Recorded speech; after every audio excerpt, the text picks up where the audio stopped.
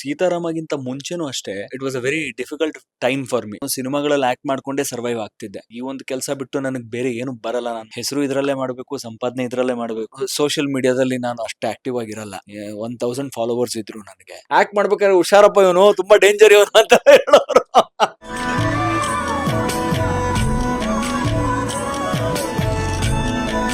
ಅಂದ್ರೆ ಝಿಯಲ್ಲಿ ಒಂದ್ಸಲ ಬಂದ್ಬಿಟ್ರೆ ಬ್ಯಾಕ್ ಟು ಬ್ಯಾಕ್ ಅವರೇ ಇರ್ತಾರೆ ಅಂತ, ಆಸ್ಥಾನ ಕಲಾವಿದರಾಗ್ಬಿಡ್ತಾರೆ ಅಂತ. ಏನೋ ನಾನ್ ಪುಣ್ಯ ಮಾಡಿದೀನಿ ಅಂತ ಹೇಳ್ಬೋದು. ದಟ್ ನನಗೆ ಬ್ಯಾಕ್ ಟು ಬ್ಯಾಕ್ ಸಿಕ್ಕಿದೆ ಅಂತ. ಬಟ್ ಎಲ್ಲರ ಒಂದು ಅಂದ್ರೆ ಎಲ್ಲರಿಗೂ ಅದು ಅನ್ವಯಿಸಲ್ಲ ಅಂತ ನನಗೆ ಅನ್ಸುತ್ತೆ.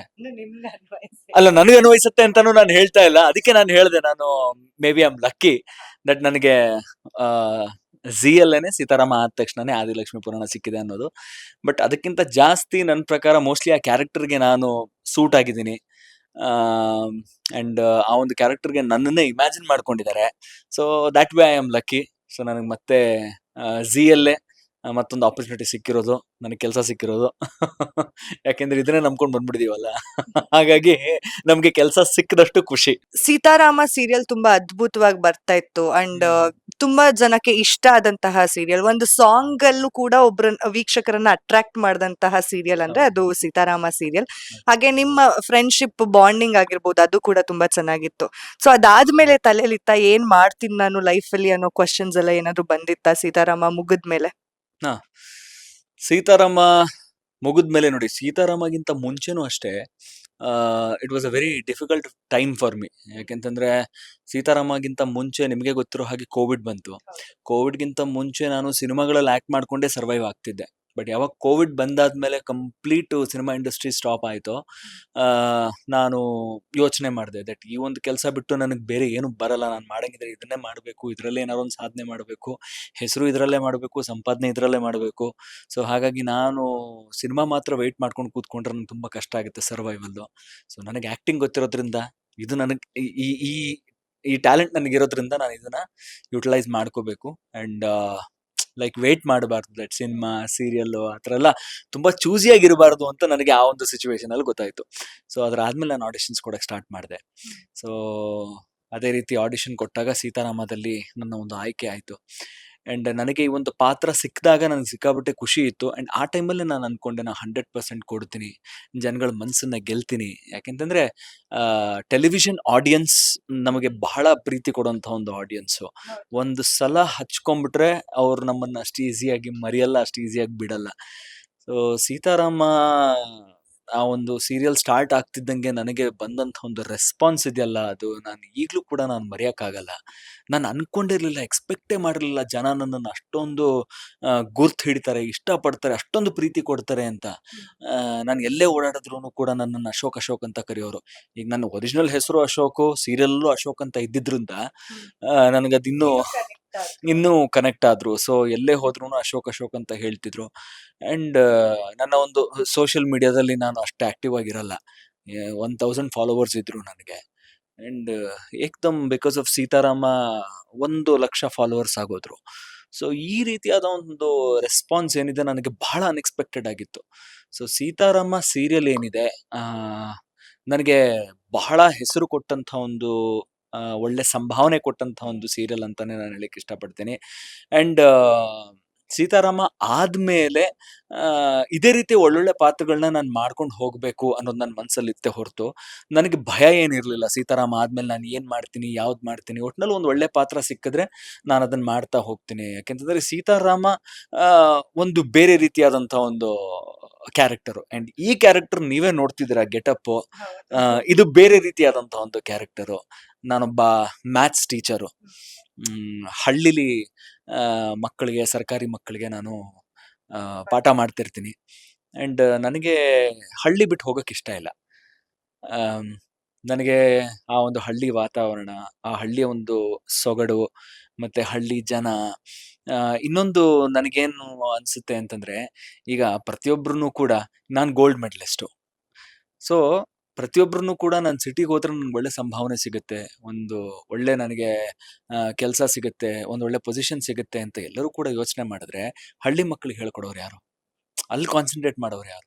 ಸೊ ಆ ಒಂದು ಜವಾಬ್ದಾರಿ ನಾನು ತಗೊಂಡು ಹಳ್ಳಿಲಿರ್ತೀನಿ, ಹಳ್ಳಿ ಮಕ್ಕಳಿಗೆ ಹೇಳ್ಕೊಡ್ತೀನಿ. ಆ್ಯಂಡ್ ಹಳ್ಳಿ ಮಕ್ಕಳು ಓದಿ ಒಂದು ದೊಡ್ಡ ಮಟ್ಟಕ್ಕೆ ಹೋದ್ರು ಕೂಡ, ಎಲ್ಲೇ ಹೋದ್ರೂ ಕೂಡ ಅವ್ರಿಗೆ ಹಳ್ಳಿ ಮೇಲೆ ಇರ್ತಕ್ಕಂಥ ಪ್ರೀತಿ ಕಡಿಮೆ ಆಗಲ್ಲ. ಅವ್ರು ಮತ್ತೆ ಹಳ್ಳಿಗೆ ಬರ್ತಾರೆ. ನಮ್ಮ ಹಳ್ಳಿಗೋಸ್ಕರ ಏನಾದ್ರು ಒಂದು ಮಾಡಬೇಕು, ಅದನ್ನ ಇಂಪ್ರೂವ್ ಮಾಡಬೇಕು.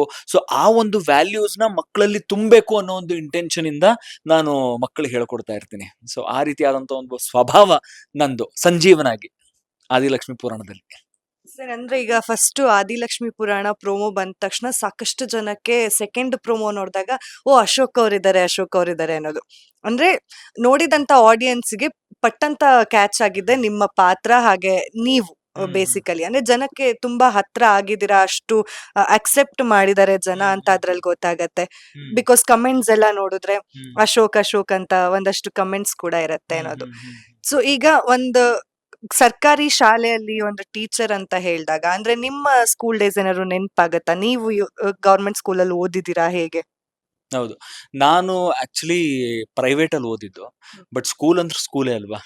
ಅದು ಪ್ರೈವೇಟ್ ಆಗ್ಲಿ ಸರ್ಕಾರಿ ಆಗ್ಲಿ, ಬಟ್ ಸರ್ಕಾರಿ ಶಾಲೆಗಳು ಉಳಿಬೇಕು ಅನ್ನೋದು ನನಗೆ ಗೊತ್ತಿದೆ. ಯಾಕೆಂತಂದ್ರೆ ಅಲ್ಲಿರ್ತಕ್ಕಂಥ ಮಕ್ಕಳು ಅವ್ರಿಗೆ ವಿದ್ಯಾಭ್ಯಾಸ ಕೊಡೋ ಒಂದು ಜವಾಬ್ದಾರಿ ಸರ್ಕಾರ ತಗೋಬೇಕು. ಅದು ಸರ್ಕಾರಿ ಶಾಲೆಗಳ ಮುಖಾಂತರನೇ ಆಗಬೇಕು. ಪ್ರತಿಯೊಬ್ಬರು ಕೂಡ ಪ್ರೈವೇಟ್ ಸ್ಕೂಲ್ಗಳನ್ನ ಅಫೋರ್ಡ್ ಮಾಡೋಕ್ಕಾಗಲ್ಲ. ಬಟ್ ವಿದ್ಯಾಭ್ಯಾಸ ಎಲ್ಲರಿಗೂ ಬೇಕಲ್ವಾ. ಸೊ ಹಾಗಾಗಿ ಸರ್ಕಾರಿ ಶಾಲೆಗಳು ಇರಬೇಕು.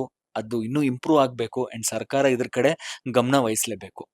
ಆ್ಯಂಡ್ ಸ್ಕೂಲ್ ಅಂತ ಬಂದಾಗ ಆಬ್ವಿಯಸ್ಲಿ ನನಗೂ ಕೂಡ ನನ್ನ ಸ್ಕೂಲ್ ದಿನಗಳು ನೆನಪಾಗುತ್ತೆ. ನಾವು ಫ್ರೆಂಡ್ಸ್ ಜೊತೆ ಎಲ್ಲ ಸೇರ್ಕೊಂಡು ಮಜಾ ಮಾಡಿದ್ದು, ಬಂಕ್ ಹೊಡೆದಿದ್ದು. ಇಲ್ಲ, ದುಡ್ಡು ಕದೀತಿರ್ಲಿಲ್ಲ ನಾನು. ಕದ್ದಿರ್ಬೋದೇನೋ ಒಂದ್ಸಲ, ನಂಗೆ ನೆನಪಿಲ್ಲ. ಬಟ್ ಅಪ್ಪನ ಹತ್ರ ಕೇಳ್ತಿದ್ದೆ. ನಮ್ಮ ಸ್ಕೂಲ್ ಮುಂದೆನೆ ಒಬ್ಬ ಚುರುಮುರಿ ಮಾಡ್ತಿದ್ದ. ನನಗೆ ಅದು ಸಿಕ್ಕಾಪಟ್ಟೆ ಇಷ್ಟ. ಸೊ ಅಪ್ಪನ ಹತ್ರ 2 ರೂಪಾಯಿ ಕೊಡಿ ಅಂತ, 2 ರೂಪಾಯಿ ಆ ಟೈಮಲ್ಲಿ 2 ರೂಪಾಯಿಗೆ 2 ರೂಪಾಯಿ ಇಸ್ಕೊಂಡು ಆ ಚುರುಮುರಿ ತಿನ್ನೋದಾಗಿರ್ಬೋದು. ಆ್ಯಂಡ್ ಲಾಂಗ್ ವಾಕ್ಸು, ಅಂದರೆ ನಾವು ನಡ್ಕೊಂಡು ಹೋಗ್ತಿದ್ವಿ. ಬಸ್ಗಳ ವ್ಯವಸ್ಥೆ ಇದ್ರೂ ಕೂಡ ಇವತ್ತು ಬಸ್ಸಲ್ಲಿ ಹೋಗೋದು ಬೇಡ ಅನ್ಕೊಂಡು ಫ್ರೆಂಡ್ಸ್ ಎಲ್ಲ ಇಲ್ಲ ಅಂತಂದ್ರೂ ಒಂದು 5 ರಿಂದ 6 ಕಿಲೋಮೀಟರ್ ಮನೆವರೆಗೂ ನಡ್ಕೊಂಡು ಹೋಗ್ತಿದ್ವಿ. ಮಾತಾಡ್ಕೊಂಡು ಹರಟೆ ಹೊಡ್ಕೊಂಡು. ನಮ್ಗೇನು ಅನ್ನಿಸ್ತಾನೆ ಇರ್ಲಿಲ್ಲ. Yes definitely. ಕ್ರಶು ಕೂಡ 100%. ವರ್ಕ್ ಆಗದೆ ಇರೋಂತಹ ಲವ್ಗಳು, ಕ್ರಶು, ತಲೆಹರಟೆ, ಅದೆಲ್ಲ ಗೋಲ್ಡನ್ ಮೆಮರೀಸ್. ಹಾ, ಟೀಚರ್ಸ್ ಪೆಟ್ ನೇಮ್ ಇಡ್ತಿದ್ವಿ. ಬಟ್ ನಾನು ಅಷ್ಟು ತುಂಟತನ ಮಾಡ್ತಿರ್ಲಿಲ್ಲ. ಅಷ್ಟು ಅಂದ್ರೆ ಅಷ್ಟು ತೀರಾ ಓದೋದು ಇರ್ತಿರ್ಲಿಲ್ಲ, ಅಷ್ಟು ತುಂಟತನೂ ಮಾಡ್ತಿರ್ಲಿಲ್ಲ. ಒಂದು ಆವ್ರೇಜ್ ಸ್ಟೂಡೆಂಟ್ ಆಗಿದ್ದೆ. Like I was an observer. ಮಧ್ಯ ಮಿಡಲ್ ಅಲ್ಲಿ. ಹೌದು. ಅಂದ್ರೆ ಮೇಘನಾ ಅವರು ಸೀತಾರಾಮ ಪಾತ್ರದಲ್ಲಿ ಹೊಡೆದು ಬಡ್ದು ಲವ್ ಮಾಡಿ ಅನ್ನೋ ತರ ಇತ್ತು. ಇಲ್ಲಿ ಇಬ್ರು ಸಾಫ್ಟ್ ಸ್ಪೋಕನ್. ಯಾವ ತರ ಲವ್ ಸ್ಟೋರಿ ಇರ್ಬೋದು ಅಂತ. ಸೊ ಇಲ್ಲಿ ಕಾಂಟ್ರಾಸ್ಟ್ ಇದೆ. ಇಲ್ಲಿ ನನ್ನ ಕಡೆಯಿಂದ ಲವ್ ಇದೆ, ಬಟ್ ಅವಳ ಕಡೆಯಿಂದ ಇನ್ನೂ ಇಲ್ಲ. ನೀವು ಆ ಸ್ಟೈಲ್ ಟ್ರೈ ಮಾಡಿ ವರ್ಕ್ ಆಗ್ಬೋದು. ಯಾವ ಆ ಸ್ಟೈಲಾ? ಬೇಡ, ಸುಮ್ನಿರಿ. ಆ ಪಾತ್ರ ಅಲ್ಲಿಗೆ ಬಿಟ್ಬಿಟ್ಟಿದೀನಿ. ಹೌದೌದು, ಖಂಡಿತ. ಕ್ಯಾರಿ ಮಾಡಿದ್ರೆ ಆಮೇಲೆ ಅದಕ್ಕೂ ಇದಕ್ಕೂ ಡಿಫ್ರೆನ್ಸ್ ಇರಲ್ವಲ್ಲ. ಸಾಕಷ್ಟು ಸೀರಿಯಲ್ಗಳು ಬರ್ತಾ ಇದಾವೆ, ಕಾಂಪಿಟೇಷನ್ ಜಾಸ್ತಿ ಆಗ್ತಿದೆ. In the way of healthy competition ಶುರು ಆಗಿದೆ. ಜನಕ್ಕೆ ಕನ್ಫ್ಯೂಷನ್ಸ್ ಇರುತ್ತೆ, ಯಾವ್ದು ನೋಡ್ಬೇಕು ಯಾವ್ದು ನೋಡ್ಬಾರ್ದು ಅಂತ. ಸೊ ನೀವ್ ಯಾಕೆ ಈ ಸೀರಿಯಲ್ ನ ನೋಡ್ಬೇಕು ಅನ್ನೋ ಒಂದು ಥಾಟ್ ಇದ್ರೆ ಜನಕ್ಕೆ ಏನ್ ಹೇಳ್ತೀರಾ ಅನ್ನೋದು? ಒಂದು ತುಂಬು ಕುಟುಂಬ ನೋಡಕ್ಕೆ ಎಲ್ಲರೂ ಕೂಡ ವೇಟ್ ಮಾಡ್ತಿರ್ತಾರೆ. ಅಂಡ್ ಈ ಆದಿಲಕ್ಷ್ಮಿ ಪುರಾಣದ ಒಂದು ತುಂಬು ಕುಟುಂಬ ಹೇಗಿದೆ ಅಂತಂದ್ರೆ, ನೀವೇ ನೋಡಿರ್ಬೋದು ಎಷ್ಟು ತಾರಾ ಬಳಗ ಇದೆ ಆದಿಲಕ್ಷ್ಮಿ ಪುರಾಣದಲ್ಲಿ. ಎಲ್ಲ ಒಳ್ಳೊಳ್ಳೆ ರೆಕಗ್ನೈಸ್ ಆರ್ಟಿಸ್ಟ್ಗಳು. ಇಷ್ಟು ಆರ್ಟಿಸ್ಟ್ಗಳನ್ನ ಒಂದು ಸೀರಿಯಲ್ ಅಲ್ಲಿ ಒಂದು ಮಾಡೋದು ಬಹಳ ಕಷ್ಟ. ಸೊ ಅಂಥದ್ರಲ್ಲಿ ಝಿ ಮತ್ತೆ ನಮ್ಮ ಪ್ರೊಡ್ಯೂಸರ್ ಏನಿದ್ದಾರೆ, ಈ ಒಂದು ಧೈರ್ಯ ಮಾಡಿದ್ದಾರೆ. ಯಾಕೆಂತಂದ್ರೆ ಅವ್ರಿಗೆ ಈ ಒಂದು ಪ್ರಾಜೆಕ್ಟ್ ಮೇಲೆ ನಂಬಿಕೆ ಇದೆ. ಖಂಡಿತವಾಗ್ಲೂ ಈ ಒಂದು ಪ್ರಾಜೆಕ್ಟ್ ಜನಗಳಿಗೆ ಇಷ್ಟ ಆಗುತ್ತೆ ಅಂತ. ಝೀದು ನಿಮ್ದು ಹೇಗಿದೆ ಸರ್ ಒಡನಾಟ? ಝೀದು ನಂದು ನೋಡಿ, ಈಗ ಆಸ್ ಎನ್ ಆಕ್ಟರ್ ನಾನು ಪ್ರೂವ್ ಮಾಡ್ಕೊಂಡ್ರೆ ಅದು ಯಾರೇ ಆಗಿರ್ಬೋದು, ಒಂದು ಮ್ಯೂಚುವಲ್ ರೆಸ್ಪೆಕ್ಟ್ ಅನ್ನೋದು ಶುರು ಆಗುತ್ತೆ. ಸೊ ಆ ಒಂದು ಮ್ಯೂಚುವಲ್ ರೆಸ್ಪೆಕ್ಟ್ ಇದೆ ನನಗೂ ಝೀಗೂ. ಸೊ ನನ್ನ ಕೆಲಸದಲ್ಲಿ ನನ್ನ ಪ್ರೂವ್ ಮಾಡ್ಕೊಳಕ್ ಆಗ್ಲಿಲ್ಲ ಅಂತಂದ್ರೆ ಯಾರು ಎಂಟರ್ಟೈನ್ ಮಾಡಲ್ಲ. ಸೊ ನನ್ನ ಒಂದು ಇಂಟೆನ್ಷನ್ ಅದೇ ಇರುತ್ತೆ, ದಟ್ ಯಾವುದೇ ಪಾತ್ರ ಮಾಡಿದ್ರು ಕೂಡ ನಾನು ಅದಕ್ಕೆ 100% ಕೊಡಬೇಕು. ಅಂಡ್ ಅದನ್ನ ಹೊಸ ರೀತಿಲಿ ಅಂದ್ರೆ ಒಂದು ಕಲಿಕೆ ತರ ತಗೋಬೇಕು ಅಂತ. ನನಗೆಲ್ಲ ಗೊತ್ತಿದೆ ಅನ್ನೋ ತರದಲ್ಲಿ ನಾನೇನಾದ್ರೂ ಬಂದ್ರೆ, ಆ ಒಂದು ಅಹಂಕಾರದಲ್ಲಿ ನಾವೇನು ಕಲಿಯಕ್ಕಾಗಲ್ಲ. ಸೊ ಹಾಗಾಗಿ ನಾನು ಯಾವುದೇ ಪಾತ್ರ ಮಾಡಿದ್ರೂನು ಕೂಡ this is new for me. ಇದು ಹೊಸಾದ್ ನನ್ಗೆ. ನನ್ಗೇನು ಗೊತ್ತಿಲ್ಲ. ನಾನ್ ಕಲ್ತಿರೋದೆಲ್ಲ ಅಳಿಸ್ಬಿಟ್ಟು ಹೊಸದಾಗಿ ನಾನು ಶುರು ಮಾಡ್ತೀನಿ. ಸೊ ಆ ಒಂದು ಆಟಿಟ್ಯೂಡ್ ಮೋಸ್ಟ್ ಪ್ರಾಬಬ್ಲಿ ಅವ್ರಿಗಿಷ್ಟ ಆಗಿರ್ಬೇಕು. ಅದಕ್ಕೋಸ್ಕರ ನನ್ನನ್ನ ಮತ್ತೆ ಮತ್ತೆ ಅವರ ಒಂದು ಪ್ರಾಜೆಕ್ಟ್‌ಗಳಿಗೆ ಆಯ್ಕೆ ಮಾಡ್ಕೊಂತಾರೆ. ಅಂಡ್ ನನಗದು ಖುಷಿನೇ. ಯಾಕೆಂತಂದ್ರೆ ಈಗಿನ ಟೈಮಲ್ಲಿ ಇಷ್ಟೊಂದು ಕಾಂಪಿಟೇಷನ್ ಇದೆ ಅಂತ ನೀವು ಹೇಳಿದ್ರಿ. ಸೊ ಪ್ರತಿಯೊಬ್ಬರಿಗೂ ಕೆಲಸ ಸಿಗೋದು ಕಷ್ಟ ಇದೆ ಅಲ್ವಾ? ಸೊ ನನಗೆ ಸಿಗ್ತಿದೆ ಅಂತಂದ್ರೆ ನಾನು ಬಹಳ ಹಂಬಲ್ ಆಗಿ ಅದನ್ನ ಅಕ್ಸೆಪ್ಟ್ ಮಾಡ್ಕೊಂತೀನಿ. ಅಂಡ್ ನನಗೆ ಮಾತ್ರ ಅಲ್ಲ, ಪ್ರತಿಯೊಬ್ಬರಿಗೂನು ಕೂಡ ಎಲ್ಲ ಆರ್ಟಿಸ್ಟ್‌ಗಳಿಗೂ ಕೆಲಸ ಸಿಕ್ಬೇಕು. ಎಲ್ಲರೂ ಕೂಡ ಬ್ಯುಸಿ ಆಗಿರ್ಬೇಕು ಅಂತಾನೆ ನಾನು ಎಕ್ಸ್‌ಪೆಕ್ಟ್ ಮಾಡ್ತೀನಿ. ಎಲ್ಲರೂ ಖುಷಿಯಾಗಿರ್ಬೇಕು. ಸರ್ ಅಂದ್ರೆ ಈಗ ಸೀತಾರಾಮ ಯಾಕೆ ಮುಗ್ದಿರ್ಬೋದು ಅನ್ನೋದು ಒಂದಷ್ಟು ಜನಕ್ಕೆ ನನ್ಗಂತೂ ಇದೆ ಸರ್. ಬಿಕಾಸ್ ತುಂಬಾ ಅದ್ಭುತವಾಗಿ ಮೂಡ್ ಬಂದಂತಹ ಸೀರಿಯಲ್, ತುಂಬಾ ಹೈಪ್ ಕ್ರಿಯೇಟ್ ಮಾಡಿದಂತಹ ಸೀರಿಯಲ್. ಸೊ ಯಾಕೆ ಅಷ್ಟ್ ಬೇಗ ಮುಗೀತು ಸೀತಾರಾಮ, ಯಾಕೆ ಅನ್ನೋದು? ಯಾಕೆ ಮುಗೀತು ಅಂತಂದ್ರೆ, ಈಗ ಯಾವ್ದಾದ್ರು ಒಂದು ಪ್ರಾಜೆಕ್ಟು ಶುರು ಆದ್ರೆ ಅದು ಮುಗಿಲೇಬೇಕು. ಬಟ್ ಅನ್ಎಕ್ಸ್‌ಪೆಕ್ಟೆಡ್ ಆಗಿ ಮುಗ್ದಿರೋದು ಸ್ವಲ್ಪ ಬೇಜಾರು ಜನಗಳಿಗೂ ಇದೆ. ಅಂಡ್ ಕೆಲಸ ಮಾಡ್ತಾ ಇರ್ತಕ್ಕಂಥ ನಮ್ಮ ಟೆಕ್ನಿಷಿಯನ್ಸು ಮತ್ತೆ ಆರ್ಟಿಸ್ಟ್‌ಗಳಿಗೂ ಇದೆ.